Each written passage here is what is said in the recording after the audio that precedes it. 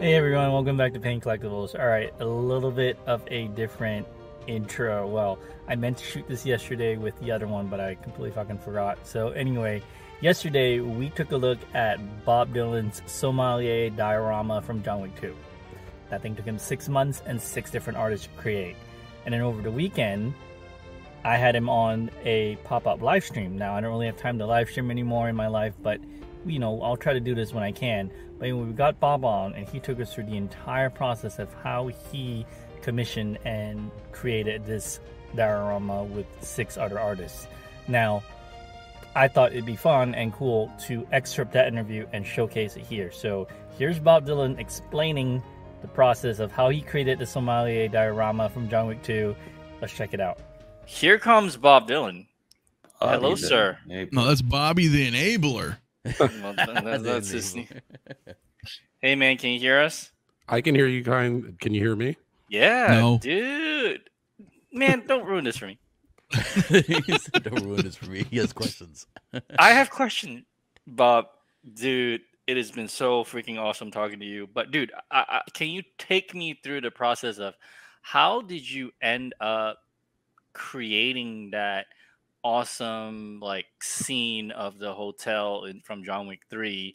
How long did it take, and where the fuck are you displaying it?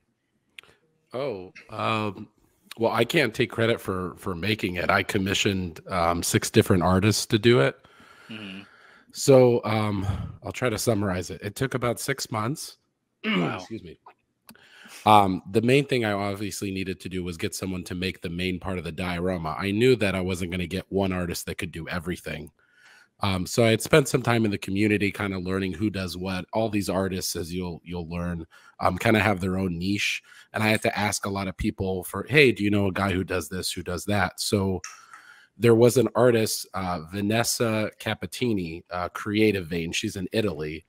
Who really specializes in mixed media dioramas. You know, if they have like soft goods, wallpaper, as well as furniture, she really is good about providing those immersive environments. She usually does smaller scale stuff, but if you check out her Instagram, she's done a couple 1/6 environments. She did the entire Godfather office, you know, fireplace, desk, everything. So I was like, this is the person I want to work with, but she never ships outside of Europe. She's always worried about things breaking. So she's like, I'm sorry, but you know, I'll never ship a diorama that I can't drive myself to the client. And so I was kind of back and forth. I begged her, I showed her my collection, like said, look, you know, I'm not a noob. I have dioramas. I've had things break in transit. I repair them.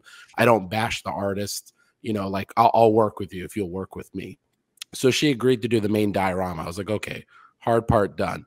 Now I need to get to the more nuanced items. So if you guys watch John Wick Chapter 2, it's like a 2-minute scene, but it's a very complex, immersive environment. It's got Peter Serafinowicz as the sommelier. So John walks into the room inside the Continental Roma. He sees this environment that's basically an armory at the back of a sommelier, like wine cellar. So he's got a gun rack behind him. He's got 2 shelves to the right of him filled with, you know, handguns, that kind of thing. So she agrees to do the shelves and the table, but there are a lot of smaller items I need, like the actual stands to hold the guns. They don't exist. So I go to a guy who makes stands, Stony Stands, or Seth Stoneberger. I said, look, I need to make some gun stands.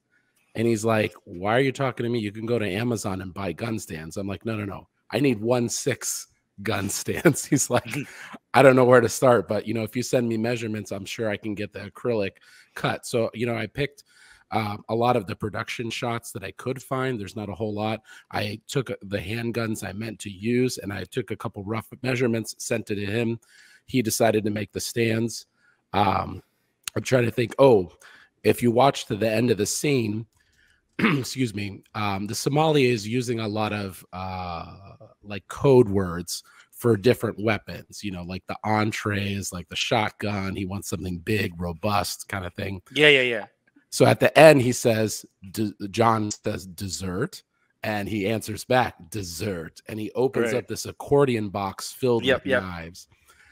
You know, so that was a pretty special item. I was like, I can't make this diorama without that. That's like the literal dessert of the meal. So I go to Karos Design, who specializes in making a lot of small 1/6 accessories. I don't know if you guys seen, like, he just recently made the Jumanji box, like the board game, that kind of high level detailed stuff. So again, I design rough measurements on a blueprint. I send it to him, and he made the knife box. Nice. Trying to think who else. Oh, well, the sommelier himself. So Yeah, the head usually sculpt and all that. Yeah. yeah, when people try to do a custom figure, they're hoping that there already exists an actor likeness that they can kind of modify that sculpt or change the hair or get it repainted. There's nothing with Peter Serafinowicz out there. So I was like, I need to start from scratch. And Rocco Tartamella is a great guy who can do a 3D print sculpt from scratch. So he made the sculpt. He had a painter, Tommy Turnbake, who painted it, and then I kind of kit bashed the outfit myself because, frankly, I couldn't find anyone to make the outfit. So yeah, it was basically an artist collaboration.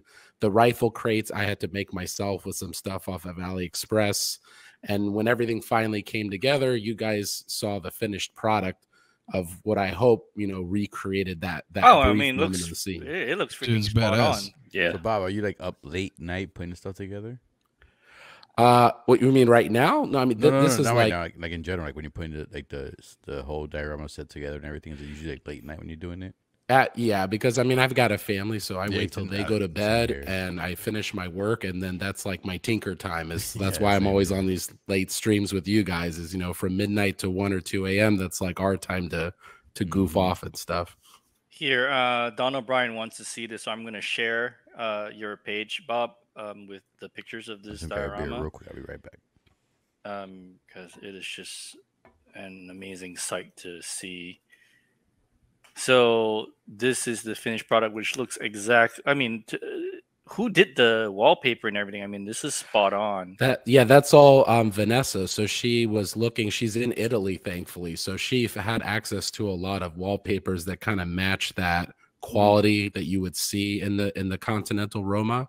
And she made the diorama with 5 walls. So she made the 3 back walls. You see that floor you see is real wood. So she cut wood into these panels to make this herringbone floor. Nice. She 3D printed the ceiling and made the chandelier. Like a lot of the shots in the production, you can't really see really well. So she had to kind of make it her own style. Like the chandelier, you couldn't really see. So she made something she thought would fit the environment. So, I mean, I think she did a fantastic job, like well exceeded my expectations. Yeah, this is beautiful. I mean, how are you displaying this right now? Do you have it in like a module case or something? Or, I mean, I see this box here on the outer, but is that going into something for you? Or what is the dimensions of this like overall scene? Yeah, so she asked me that when I started, and I said, look, I have 12 module cases, and I measured the DF 120 so that it would fit inside with a little bit of leeway. So this diorama you see fits completely inside my center module case. Oh God, this is so gorgeous, dude. It's amazing.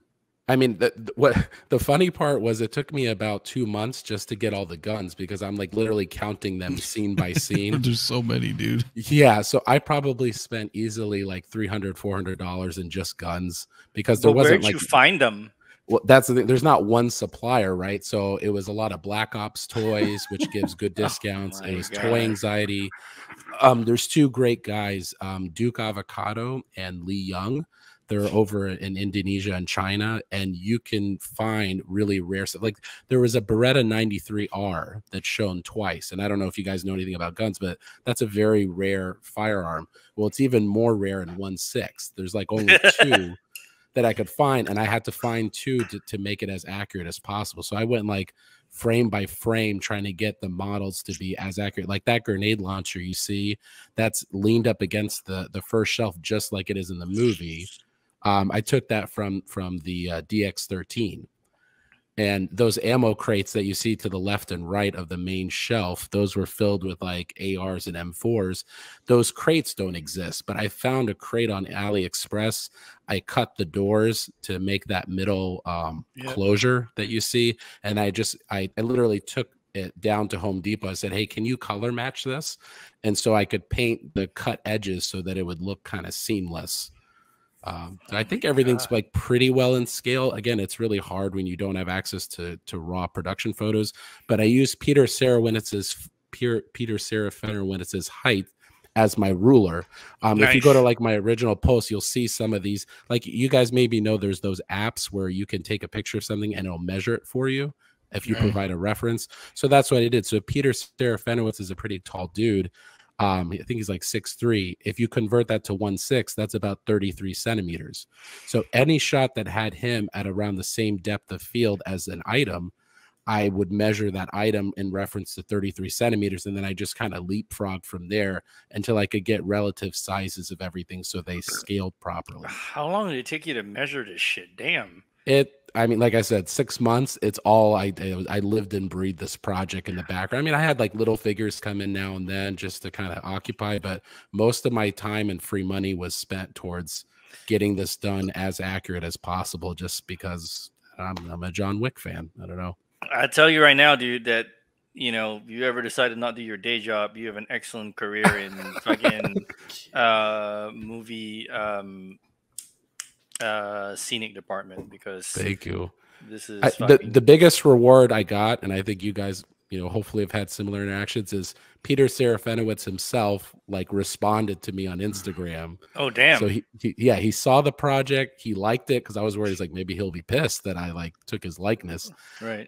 He complimented Rocco like on his work. So when you hear back from the actual actors that this scene meant so much to you, the film meant so much to you, and they recognize that, I mean, like, to me, it came full circle. So I couldn't be happier with that. That is awesome, man. I am so happy for you. Thank you. Wow. So, okay, now I got a random question. What body did you use for Peter Serafina? Like what? Yeah, so it's tricky because Keanu is not short. I mean, he's 6'1". Right. So in the shot, you can clearly see that Peter is a couple inches taller than him. So I found the tallest body I could find. I think it was the World Box 022. And then I added ankle extenders in there. So as long as he's just a little bit over John, I think it works perspective-wise. I mean, it's 1/6. Not everything's going to be super precise. But as long as he has that tall, slender kind of swimmer's build, right. That's what I wanted to achieve, where everything kind of looks proportionate. Oh, look at this knife box. The knife box is by far my favorite. It's the centerpiece of the centerpiece. It really does fold in and out. And I tried my best at matching the knives that are shown. But again, like, you see this thing for like a couple seconds, but a couple things that are for sure is his Microtech knife that's in the center rack, second from the left. He clearly picks that up, and that's like an iconic knife that came with the Hot Toys figure. And then there's a butterfly knife to the left of it that's in gold. There's a push dagger that's across from it, which is a little bit of foreshadowing, because Ares, in a final fight with him later, uses a push dagger. So those three knives had to be like spot on as much as possible. Well, shit, I recognize this shotgun from the movie, so that's pretty insane. Yep, you got the Brunelli M4, the AR-15 that's been tricked out by Terran Tactical, the Glock 36 and 24. So yeah, Terran Tactical has made a crap ton of money off of this franchise, because in the second, third, and fourth movies, there's always a custom Terran Tactical pistol shown, and that thing immediately sells out after the trailer. Oh, of course. Oh man, this is insane, dude. So this is just fabulous, right? I'm a fan, but I'm not a super fan like you. I'm just hoping J&D eventually gives me a 1/3 wick, and I will be a happy camper. Yep. But also, I don't know. I mean, I'm not sure if everybody really, they know of you. They've seen your photos, but I'm not sure if people even know that much about you. So can you tell us, what as a collector, man, what is it that speaks to you, and what do you really go for when to invest this kind of money and time into something like this? What else tickles your twiddles? I was wondering how you're going to finish that sentence. I know. No, I mean, I'm just a collector. You're on a panel with esteemed content creators. I just try to, what I really like to do is share the joy with other people. So I mean, whether it's a kit bash or whether it's like really nuanced niche stuff that I feel like people may like, but they don't even know exists. That's the stuff I really like to share, because I mean, you got Justin's collection. You have major channels that are going to cover the mainstream releases. You don't need me telling you about a Doc Ock or a Spidey. But if I find some like weird figure, like there's one I'm looking at right now, it's Hideo Kojima as a third party figure. And if anybody's like a fan of Metal that's cool. Gear, right? I'm like, who knew that there was a Hideo Kojima figure? So that's kind of insane. That's the kind of stuff that tickles my fancies. If it's something really obscure, but I think it might be relevant to people, I really go for that. I really like unique accessories, because I may use them in kit bashes or use them as like, you know, for funny comics or memes kind of thing. I am not a talented photographer. There are people that are so skilled, like a cinematographer that literally makes things look like screenshots or movie. Oh, Harry, stills. Yeah, he just amazing talent. I focus like I'm more on the funny side, because that's probably what speaks to me, and that's within my wheelhouse of skill level. So these photos, occasionally, if I really love a project, I'll put in the time and energy to take proper photos, but most of the time I'm taking a couple quick pics with my crappy smartphone, and the quality reflects the time that I invested in it. Right.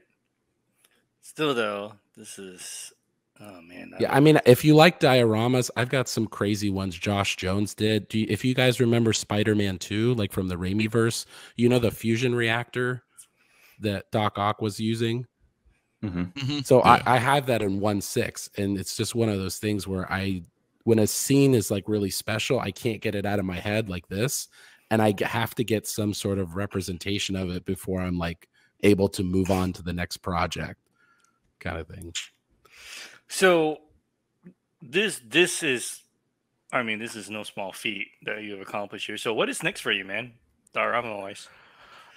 So I have a couple ideas. I don't like to talk about them too much, because sometimes the artists get I mean, you'll see if you get into customs, they don't like you to discuss price publicly, and sometimes they don't even want you to talk about projects until they're done, because they're always worried that someone's going to beat them. Yeah, statue customs are the same way. Yeah, but you know what I mean? They don't give anything away, but can you tell us, like, even ballpark, like what ideas you're tinkering with? There is a custom vehicle that's supposed to be done January of 2024. There's going to be 3 of them made.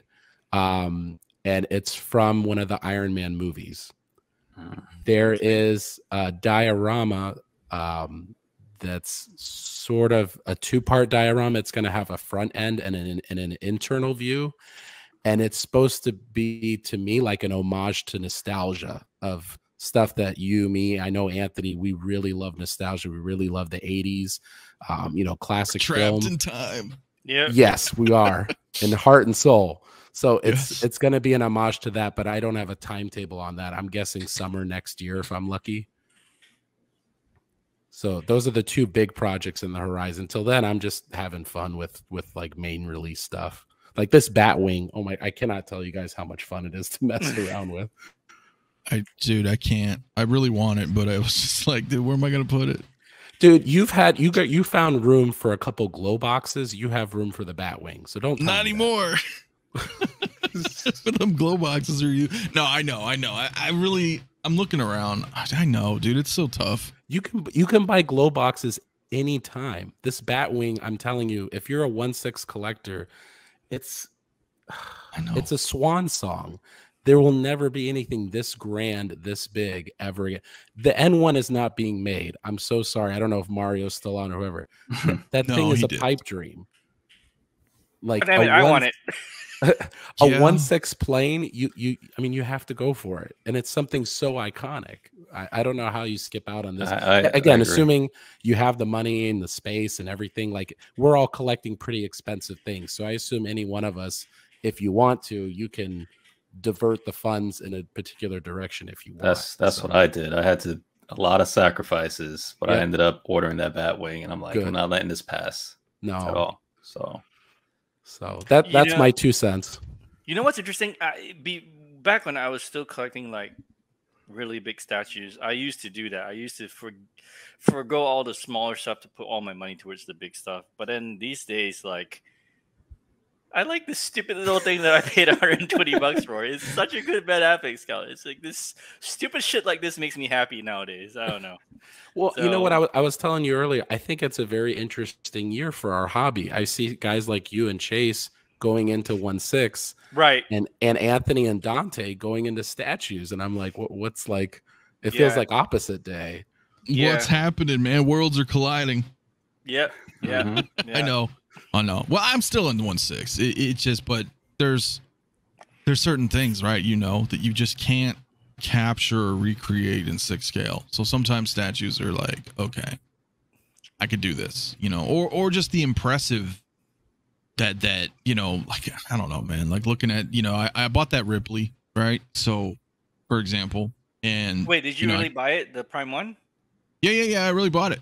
Oh, okay. I didn't know you did. Okay, cool. Yeah. I really, I had to get this Ripley. Okay. Right on. You know, and usually they're pretty good. Like, they already updated it, but they're pretty good at, like, you know, seeing like another final update is what I'm thinking. And I don't really think it looks bad, personally. No, I thought it was fine. Yeah. Yeah, it was like, all right, I gotta get her. So, because I fucking love Alien, probably more than Terminator, really. But I love, you know, that's so hard. You can't compare them. But as Bob said, I mean, is it nostalgia, or is it just that shit was so much cooler back then? I don't know. I think it's just, I think it's more likely, you know, nostalgia. Like, it depends on what time. Like, you know, for me, you know, for a lot of people, 89 Batman is their thing. But I didn't really care for 89 Batman. Christian Bale is my I did thing. see it in the theater, so, like with my mom, and I was like 8 years old or something. Like, there's that I get, right? I get that. But I don't know, though, because I also saw fucking Ninja Turtles in the theater, dude. Yeah. And I don't have any turtles. And I like turtles. I mean, shit. My grandma took me to see Back to the Future 3, and she doesn't speak English. And I was 10, or however old I was at the point. But yeah. So it's a little bit of both, because even now, like, we live in an era where they're trying to 2.0 and then remake everything from when we used to watch stuff from the 80s and 90s, and you can see a lot of that stuff is failing. They can't recapture redoing Terminators and redoing Ghostbusters, which I know they had some success with Afterlife, but we live in an age of like, hey, let's try to recapture stuff, and they're remaking everything. Kid and Play, White Man Can't Jump, you know. I'm just like, and then it's, you know, it's not the same. I mean, we have things like John Wick now that comes across, and it's just like, wow, yes, finally something new. But, you know, yeah, and John Wick's cool, don't get me wrong. And I think 20, 30 years from now, the other people growing up with it are going to be like, you know, that's interesting, right? Because I wonder how that's going to work out. Or people are going to be like, oh shit, John Wick, like, after, you know. But I don't know, though, because we didn't have a lot of this stuff either, though, then, like we do now, right? So, you know, seeing stuff in the last 10 years or so of, you know, Terminator and Alien, stuff like that, like, that's cool because we're like, whoa, this is like high-end stuff that we didn't have then. Whereas, like, now, like, some with John Wick, you do have stuff like this now. So will there be that same pull in like 20 years from now with a different generation where they can come back and be like, you know what I'm saying? Because, like, we didn't have that, like, originally. Now this generation does have a bunch of cool stuff moving forward. Because, you know, what do we have? Hasbro stuff and old Toy Biz, you know. We didn't have much. We didn't have much growing up. So actually, that brings up a good question. Bob, you are very eclectic in your tastes, which I identify with because I like random shit too. But what would you say are the IPs that, other than John Wick, that you really go for, that really speak to you? So I mean, outside of, you know, the holy trinity of Marvel, Star Wars, and DC, I like some of the older sci-fi properties. I mean, if you look at the Matrix, I've got a Matrix display, you know, comprised of like the first 3 films, or what I consider the real trilogy. I like some video game properties. I don't know if you're a Metal Gear fan, but I've got a lot of Metal Gear figures. I do love Metal Gear. There was only 2 that were officially made, or no, sorry, 3 by Hot Toys, and everything else has been third party or custom. So that's a big part of my collection. I'm just looking around now. There's just a lot of weird stuff like Hot Fuzz. I've got Hot Fuzz figures, Shaun of the Dead figures. I like that Cornetto trilogy. There's a lot of classic film, martial arts stuff. For a while, I had like the Bruce Lee figures, the Jackie Chan figures, and I kind of like got rid of them. I started getting back into them when they announced that officially licensed Jackie Chan. I was like, oh shoot, now I think I'm going to get that. I think I'm going to get the Jackie Chan. So I mean, totally, it's a licensed figure. It looks great. It's the first license. Yeah, and it's Jackie Chan. You're never going to get another Jackie Chan. You know what I'm saying? Nobody, right. Well, it's so to commemorate his 60th birthday too, which is cool. Like that was the whole point of it, which is, you know, whatever. But it's cool. It's Jackie Chan. It's not, you know what I mean? It's not a character, you know, played by him. It's just Jackie Chan. I think that's really damn cool. Yeah, and to answer your question, the other IPs I can think of are like Top Gun. Like I've got a Goose, a Maverick, both young and old. The Iceman. You got me on that Maverick, man. Dude, that second freaking and awesome. Yeah, I mean Ghostbusters. I think most people our age will identify with the original Ghostbusters as being like pretty worthwhile collecting wise. But yeah, I mean, at some point I can show you the stuff I keep in the back closet. There's just like some niche stuff that I feel like most people like don't get or wouldn't understand, and for some reason, it, you know, if it speaks to you, it speaks to you. Yeah. Shoot some pictures of that if you when you have time and post them, man. Would love to. Yeah, I mean, to me, there's been a lot of good Tomb Raiders, but Angelina Jolie's Tomb Raider is always going to be special to me. So I've got a custom of that in the works. Nice. And I think you guys have seen that there's that 3rd scale and a 1/4 scale statues being done. Yeah, I think that's going to come out very good. The Jolie Tomb Raider. Yes. Oh, okay.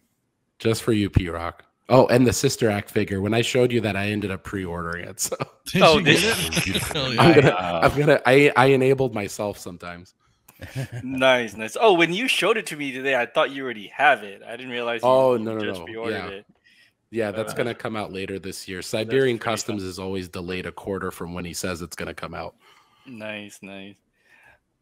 I want an Angelina Jolie from that movie Wanted. How about that? Oh, I'm glad you mentioned it. So that's the other one. So I've got 2 Jolie sculpts coming. One's going to be Fox from Wanted, and the other one's going to be Laura Croft. So yeah, that was a killer movie. Yeah, see, I'm like in the same boat where, like, I mean, yes, I have Hot Toys, but dude, I got like, I don't know, like a dozen different manufacturers, man, of 6 scale, right? And then custom shit, right? And that's what makes it so, for me, and I think Bob in the same way, like Hot Toys are cool, but it's just now they're the machine, you know, it's just, it's Disney stuff. And I'm like, I want the obscure stuff that I like, that, you know, and it's cool. Yeah. I love that. I mean, I was showing Tosh the Face Off figures. I mean, for a lot of people, they're like, oh God, the cringe movie from the 90s. But when you see the figures, like, that Face Off movie resonated with me, and the figures are done so damn well. So are those you show me? Are those custom? Because there is one of the third parties doing that too. Yes. So there is a third party version. The Nicolas Cage that they're doing is the same outfit as the custom figure. The Sean Archer is a little bit different. The facial expression they actually gave him was unique. Matt announced his figures like two years ago. So I don't know if they're building on that hype. I'm not saying that they recasted them because his Sean Archer figure is not even out yet. Right. But they even copied like the individual like solo face that you can kind of put on top of the sculpt. So no, his stuff is different. I would like to think that the quality is going to be substantially better, but the cost is also a lot higher. Yeah, so for a lot of people, I say if you like Face Off, go get those third-party figures, because unless you have them side by side, I don't think you're really going to have a problem with them, and you're going to enjoy them on the shelf just as much. Like some people, it really bends them out of shape when they get a custom that they paid XYZ for, and then a year later there's a recast being sold by Redman or Present Toys, that doesn't bother me as much, because to me, I know the difference in the quality, and I'm like, I wanted this one. If I don't, I'll wait for the recast like third party. And did you guys see like the Willy Wonka that's up for sale now? Oh, Yeah, that's another straight. Yeah, that's right off of Denny Kim's. Yeah. I mean, I'm sure Denny's not happy about it, but you know, if I was a newer collector, I'm like, I'm not going to pay $2,000 for the original custom. I'm going to go get this third party one. Check this shit out, Bob. What the fuck? I know, that's crazy. Yeah. Well, I just wanted to show you that the best. Vulture can fit in a DF 120. Dude, but look at this. Is this Matrix Dio still up in your collection? Yeah. Well, the Smiths aren't all there. I'm down to 2 Smiths, but so I wanted to recreate that scene in Matrix Reloaded where all the Smith clones are fighting him in the courtyard. Again, this is what happens to me. I get like a scene stuck in my head, and I have to recreate it. So then I wanted to repurpose it after No Way Home. I was all about, you know, the spiders and everything. So I tried to make my own little like Sinister Six with repurposing the diorama, because you know, like the base of that Vulture is huge. Right. So instead I just drilled 2 holes in the top of the diorama and put the flight poles there to support the Vulture. And then Josh Jones, he's really brilliant. So if you can see the flight stands of the Smiths that are going into the tiles of the floor, yeah, those panels are magnetic and removable. So you can decide where you want the flight poles to be. That's badass. For a seamless, like he's a really brilliant diorama creator. So then I just kind of put the Vulture up there, and I had Doc Ock holding the park bench above his head. And then you guys know we didn't get a proper Scorpion figure. All we got was the Scorpion tail with the classic Spidey. So I just had it like busting out of one of the tiles of the ground. So there's sort of 5.5, 6 villains on the screen. But even this diorama isn't like how it looks now. Like when I get bored, I just like wipe the palette and I'll start over and make something new. So you need to have that Matrix up though, man. That's fire. I went back to the Matrix display, and then I wasn't gonna have a bunch of Smiths, but then did you guys see that Fishbone is making? Yeah, they're doing Agent again. Yeah. So when I saw that, and I saw that they recasted the Inigo sculpt, which is like the superior like Agent Smith sculpt, I was like, okay, fuck it. So I ordered 4 of them. So I'm gonna end up going back to that Topps display eventually. Bobby, you should try doing the bank robbing scene from Heat, man. That'd be cool, diorama. Oh yeah, those figures are really nice. You can still find the Chris like Val Kilmer figure from Craftone. The other one's a little bit harder to find, but they come with their mask, so you could technically put any sculpt underneath the mask and get all of them with Vincent Hanna. Is that the Toys Works Trinity or Toys Guardian or whatever? Yeah, so back when I made this, the only people making Matrix figures other than Hot Toys was Toys Works. So you had the spiritual leader, Morpheus, you had Trinity, the Guidance, and then you had the Transcender. I want that Guidance, even though I can't find it anymore, unfortunately. But I do. Do you want the Trinity? Because there's a better Trinity now. The Longshan Jinshu Trinity is on a Fison body, and the sculpt is better than this one. Yeah, I think that one goes for a lot. I need more that now. one. Where's that? Oh, I'll send you a link. I think she's still in stock some places. Oh yeah, fucking send to me. Holy shit. Yeah. I need that. Please. Oh my god. Enabling. Love it. If you talk to me or Anthony, we'll just make you spend more money. That's true. Yeah. I don't even know why you're talking about.